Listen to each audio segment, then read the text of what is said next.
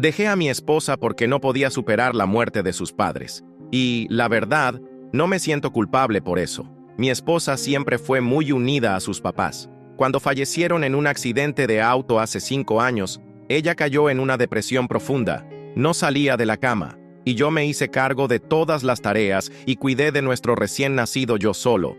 El problema es que así ha sido durante 5 años. Durante 5 años no se ha levantado de la cama, y lo digo literalmente.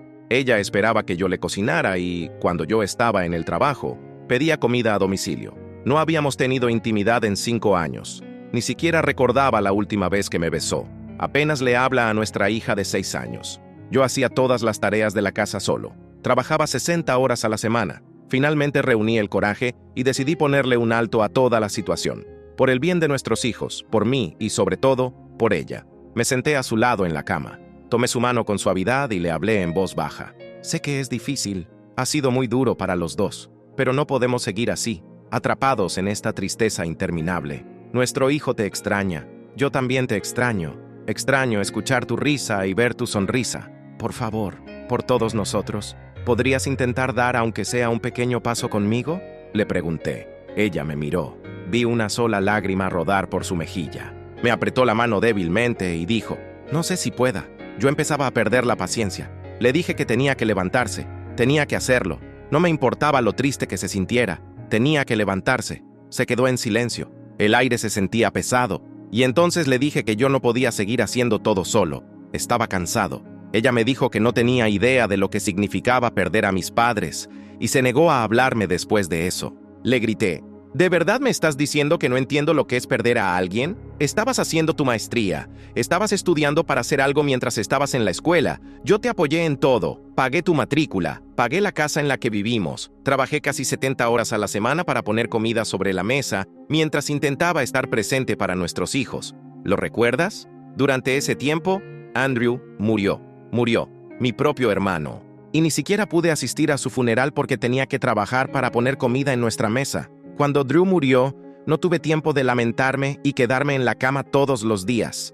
Tuve que levantarme y trabajar aún más duro por ti, por nosotros. Aún así estuve ahí para ti. Cuando decidiste dejar la escuela a mitad del semestre, yo pagué la clase completa.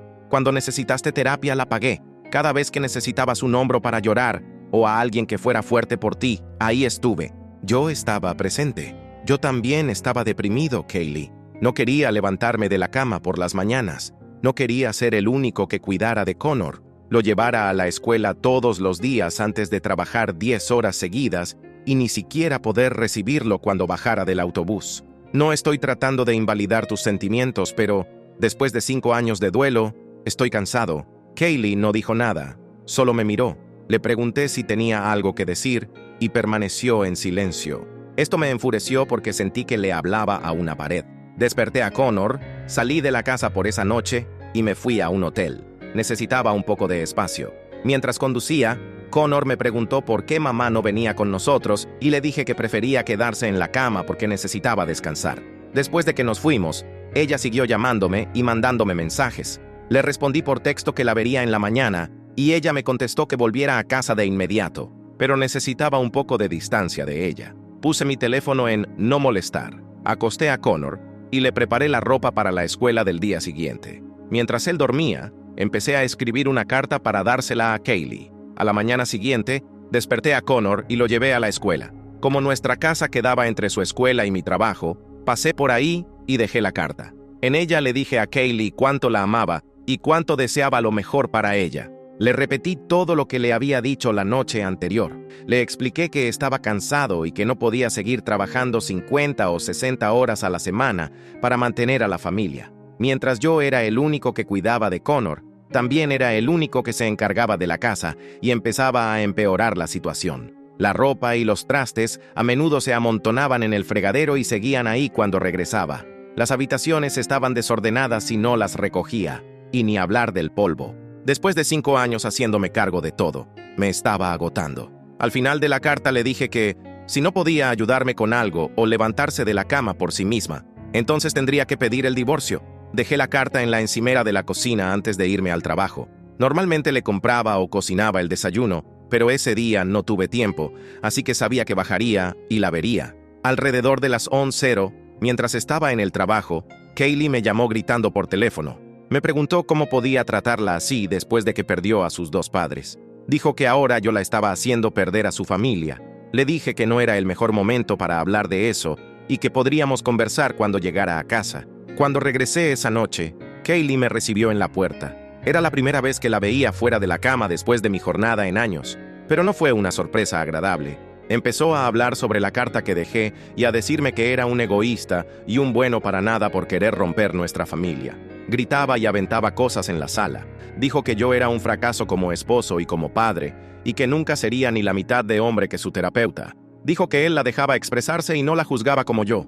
La dejé soltar todas sus emociones y palabras antes de levantarme, limpiarme las lágrimas de la cara, y sin decir nada, salí de la casa. Estuve dando vueltas por la ciudad, pero no fui al hotel esta vez. Manejé por el pueblo tratando de aclarar mi mente de todas las cosas hirientes que me dijo, pero bajo las luces de la ciudad, lo único que pasaba por mi cabeza eran los últimos 5 años y las discusiones que habíamos tenido. No podía imaginar mi vida sin Kaylee, y pensé en cómo esto podría afectar a Connor. Pensé en la terapia de pareja, pero entre la casa, los niños y un solo ingreso, sabía que no podríamos costear la terapia de los dos. La lluvia golpeaba el parabrisas con fuerza mientras intentaba mantener el control del volante y de mis emociones. Mi teléfono no dejaba de vibrar en el asiento del copiloto, cada notificación como un recordatorio punzante de la situación que acababa de dejar atrás. Me detuve en el estacionamiento vacío de un supermercado cerrado, las luces de neón parpadeando débilmente sobre mi cabeza. Con manos temblorosas, desbloqueé el teléfono. Había 27 mensajes de Kaylee. El último decía: «Por favor, vuelve.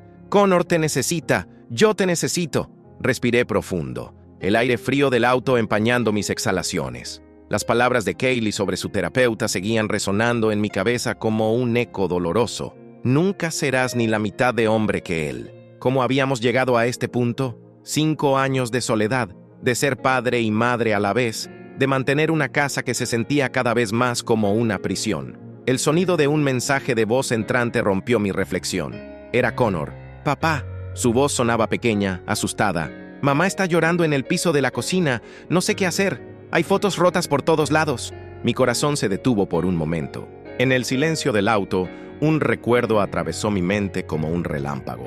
La última conversación que tuve con mi hermano Andrew antes de su muerte. «Prométeme algo, hermano», me había dicho desde su cama de hospital. «Pase lo que pase, lucha por tu familia. No te rindas como yo lo hice con Sara. Te lo prometo», le había respondido, sosteniendo su mano cada vez más débil. Encendí el auto y di la vuelta, las llantas chirriando sobre el asfalto mojado. El trayecto de regreso a casa se sintió eterno, cada semáforo en rojo una tortura. Cuando finalmente llegué y abrí la puerta, la escena me golpeó como un puñetazo en el estómago. Kaylee estaba sentada en el suelo de la cocina, su cabello despeinado cayendo sobre su rostro. A su alrededor, como una macabra exposición de arte, yacían los restos de nuestras fotos familiares. El vidrio roto de los marcos reflejaba la luz de manera extraña, creando patrones en las paredes. Connor estaba arrodillado junto a ella, sus pequeños brazos rodeándola protectoramente. «Lo siento», susurró Kaylee al verme, su voz ronca por el llanto. «Lo siento tanto». Me acerqué lentamente, como quien se aproxima a un animal herido, y me arrodillé frente a ellos. Por primera vez en años, vi algo diferente en los ojos de Kaylee. No era el vacío al que me había acostumbrado, ni la tristeza paralizante que la mantenía en cama. Era miedo, un miedo crudo y real de perder lo poco que quedaba de nuestra familia. Connor nos miraba alternadamente, sus ojos demasiado viejos para sus 6 años, cargando un peso que ningún niño debería cargar. «¿Papá?», murmuró, su voz apenas audible. «¿Te vas a quedar?». Miré los fragmentos de vidrio en el suelo, los rostros sonrientes en las fotos rotas, el temblor en las manos de Kaylee. 5 años de resentimiento y dolor amenazaban con ahogarme, pero la promesa a Andrew resonaba más fuerte. «Necesitamos ayuda», dije finalmente, mi voz más firme de lo que me sentía. «Los 3 la necesitamos. Esto no puede continuar así». Kaylee levantó la mirada, sus ojos encontrándose con los míos por primera vez en lo que parecían siglos. «Tengo miedo», admitió. «Yo también», respondí, extendiendo mi mano hacia ella. «Pero este es nuestro punto de quiebre, Kaylee. O nos hundimos juntos, o encontramos la manera de salir a flote». Connor apretó su abrazo, formando un puente entre nosotros. En el silencio de la cocina, rodeados de los fragmentos rotos de nuestra vida anterior, tomamos nuestra primera decisión verdadera como familia en 5 años. La decisión de intentarlo una última vez. ¿Podemos arreglar las fotos?, preguntó Connor, señalando los marcos rotos. «Podemos hacer algo mejor», respondí, limpiando una lágrima de su mejilla. «Podemos crear nuevos recuerdos». Kaylee asintió lentamente, y por primera vez en años, vi un destello de determinación en sus ojos. No era una promesa de que todo estaría bien, ni una garantía de éxito, pero era un comienzo, y a veces, eso es todo lo que se necesita. Los días siguientes se sintieron como caminar sobre hielo delgado. Cada paso, cada decisión, podría hacernos caer al agua helada que acechaba debajo. Después de esa noche en la cocina, Kaylee accedió a ver a un nuevo terapeuta, pero esta vez con una condición diferente. Yo también participaría en algunas sesiones. La doctora Martínez nos recibió en su consultorio un martes por la mañana. Era una mujer de mediana edad con ojos amables pero firmes, muy diferente del terapeuta anterior de Kaylee. La oficina olía a lavanda y las paredes estaban decoradas con mandalas coloridos. «El duelo no tiene tiempo límite», nos explicó mientras nos sentábamos en el cómodo sofá de su consultorio. «Pero tampoco debe consumir tu vida completa. Es como una herida. Necesita atención para sanar, pero si solo la cubres sin tratarla, se infectará». Kaylee se tensó a mi lado. «Mis padres murieron», dijo con voz temblorosa. «Esa herida nunca sanará». La doctora Martínez se inclinó hacia adelante.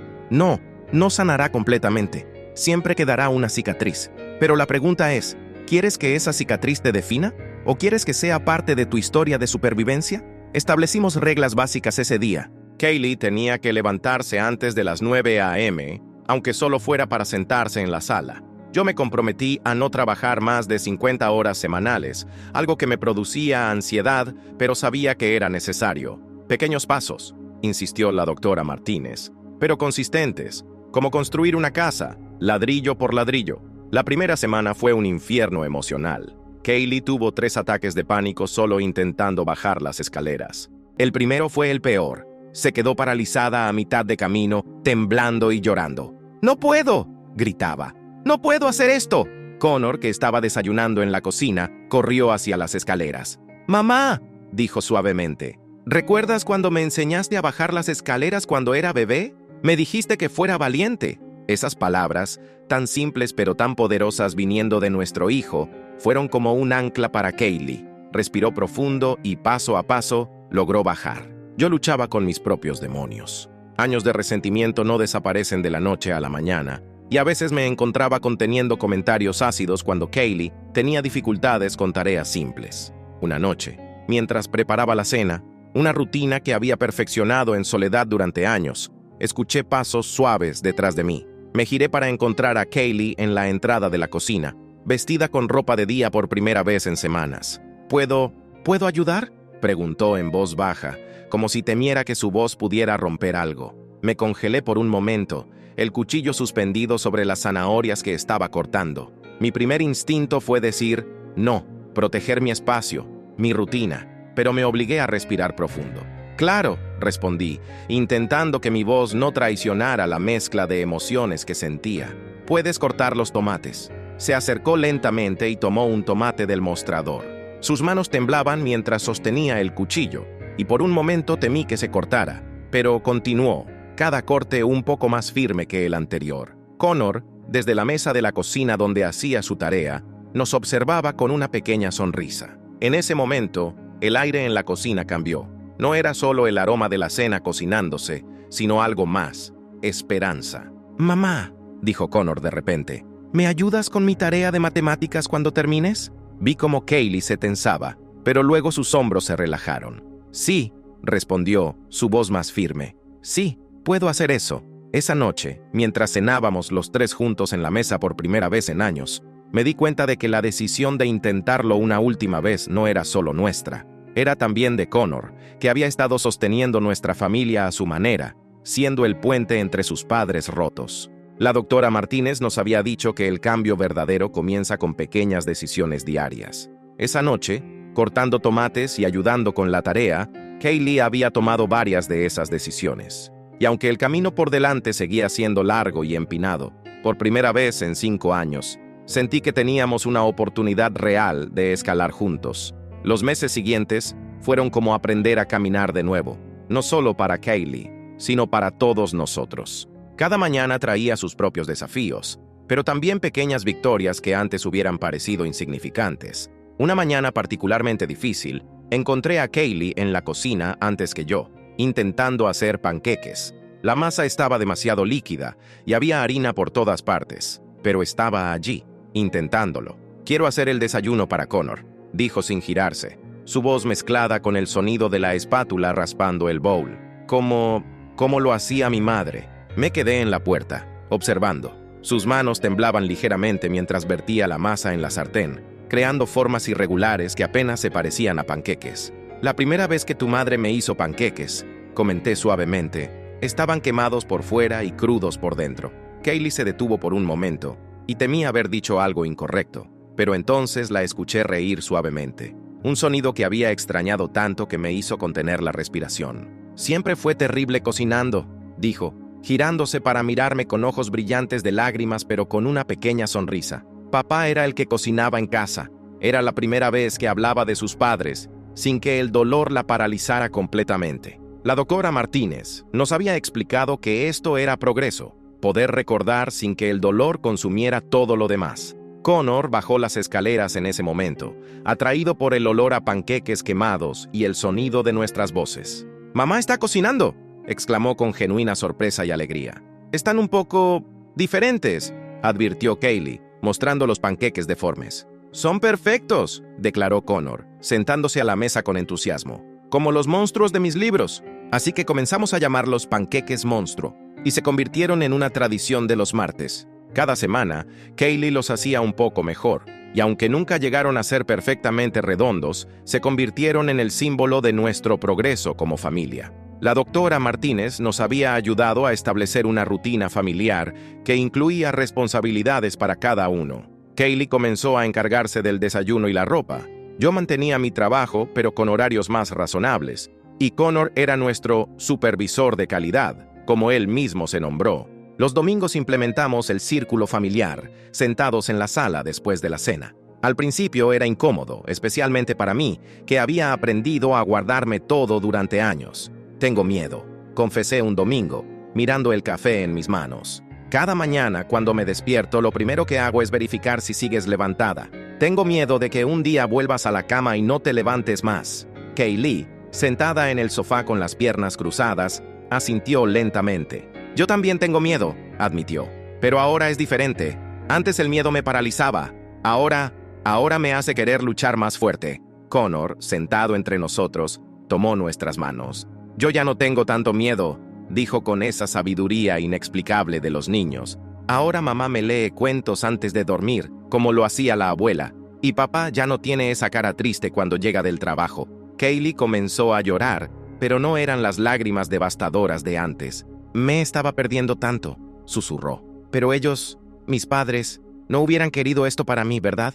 «No», respondí suavemente. «Ellos querían verte vivir, no solo existir. El progreso nunca es lineal, y nadie nos lo advirtió mejor que la doctora Martínez. Habrá días buenos y días malos», nos había dicho. «Lo importante es cómo manejamos los malos». El aniversario de la muerte de los padres de Kaylee llegó como una tormenta que habíamos visto aproximarse en el horizonte. Los días previos, la tensión era palpable en la casa. Kaylee dormía menos, yo trabajaba más, y Connor dibujaba más aviones de papel que de costumbre. Una mañana, una semana antes del aniversario, encontré la cama vacía al despertar. Por un momento, el pánico me invadió hasta que escuché ruidos en el ático. Subí las escaleras para encontrar a Kaylee rodeada de cajas viejas, fotos esparcidas a su alrededor. «No podía dormir», explicó sin levantar la vista. «Quería encontrar esa foto, la última que nos tomamos todos juntos en el lago». Me senté a su lado en el suelo polvoriento. Las fotos contaban la historia de una familia feliz. Picnics, cumpleaños, vacaciones. Los padres de Kaylee sonriendo, ella más joven y despreocupada. «A veces», dijo en voz baja, «me pregunto si sería más fácil si no tuviera tantos recuerdos felices. Si no supiera exactamente qué perdí. Los recuerdos felices son los que nos mantienen vivos», respondí, recordando las palabras que Andrew me había dicho una vez. «Son los que nos dan fuerza para crear nuevos». El día del aniversario, Encontré a Kaylee en la cama, negándose a levantarse. Mi corazón se detuvo por un momento, el miedo familiar amenazando con ahogarme. Pero antes de que pudiera reaccionar, Connor entró al cuarto y, sin decir palabra, se acostó junto a su madre. ¿Recuerdas cuando el abuelo me enseñó a hacer aviones de papel?, preguntó suavemente. Podríamos hacer algunos hoy, mamá. Sé que los tuyos quedarían mejor que los míos. Kaylee sollozó, pero se incorporó en la cama. Tu abuelo era terrible haciendo aviones de papel, dijo con una pequeña sonrisa entre lágrimas. Siempre se estrellaban contra los árboles. ¿En serio?, preguntó Connor, sus ojos brillando con interés. ¿Me cuentas más sobre él? Así que pasamos ese día haciendo aviones de papel y compartiendo historias. Kaylee habló más sobre sus padres ese día que en los últimos 5 años juntos. Reímos, lloramos, y cuando un avión particularmente mal doblado se estrelló contra la lámpara, incluso escuché a Kaylee soltar una carcajada genuina. Ese fue igual que los del abuelo, dijo, y por primera vez, el recuerdo trajo más alegría que dolor. El verdadero punto de inflexión llegó una tarde de primavera, cuando Kaylee anunció durante la cena que quería volver a estudiar, no para terminar su maestría abandonada, sino algo completamente diferente: terapia ocupacional. Quiero ayudar a otros que están atrapados, explicó jugando nerviosamente con su tenedor. Como yo lo estuve. Hay tanta gente que necesita saber que no están solos. La miré desde el otro lado de la mesa, recordando a la mujer que apenas podía salir de la cama hace unos meses, y sentí un orgullo tan intenso que apenas podía contenerlo. Los días adquirieron una nueva rutina. Kaylee estudiaba en la mesa de la cocina, con Connor haciendo su tarea junto a ella. Yo había reducido mis horas de trabajo y comencé a tomar proyectos freelance que podía hacer desde casa. Las cenas familiares se convirtieron en el centro de nuestros días. Establecimos un sistema. Kaylee cocinaba los martes y jueves, yo los lunes y miércoles, y los viernes eran de pizza y películas. Connor era el encargado oficial de poner la mesa y elegir la música, una responsabilidad que tomaba muy en serio. Una noche, mientras lavábamos los platos juntos, otra nueva costumbre, Kaylee se detuvo y me miró fijamente. ¿Sabes qué es lo que más extrañaba?, preguntó en voz baja. Tu risa. Durante años la escuchaba a través de las paredes, cuando jugabas con Connor, y me odiaba por no poder ser parte de eso. Me sentía como un fantasma en mi propia casa. La abracé, mis manos mojadas dejando marcas en su blusa. Ahora eres parte de todo, respondí, y tu risa es más fuerte que la mía. Un año después de aquella noche en la cocina, cuando todo parecía estar cayéndose a pedazos, celebramos el cumpleaños de Connor con una fiesta en el jardín. Kaylee había organizado todo: las decoraciones, la comida, los juegos. Verla moverse entre los invitados, riendo y conversando, era como observar a una persona completamente diferente de aquella que había pasado 5 años en cama. La doctora Martínez estaba entre los invitados, una presencia discreta pero significativa. Ella había sido testigo de nuestra transformación, no solo como familia, sino como individuos. Durante la fiesta, mientras Connor soplaba las velas de su pastel, un dinosaurio bastante desproporcionado que Kaylee había insistido en hacer ella misma, sentí su mano buscar la mía y apretarla fuerte. Gracias, susurró, por no rendirte con nosotros. Gracias a ti, respondí, por encontrar el valor de sanar. Más tarde esa noche, después de acostar a Connor, nos sentamos en el porche. El aire estaba fresco y las estrellas brillaban intensamente. Kaylee sostenía una taza de té entre sus manos, una costumbre que había adoptado recientemente. ¿Sabes qué me dijo la doctora Martínez hoy?, comentó.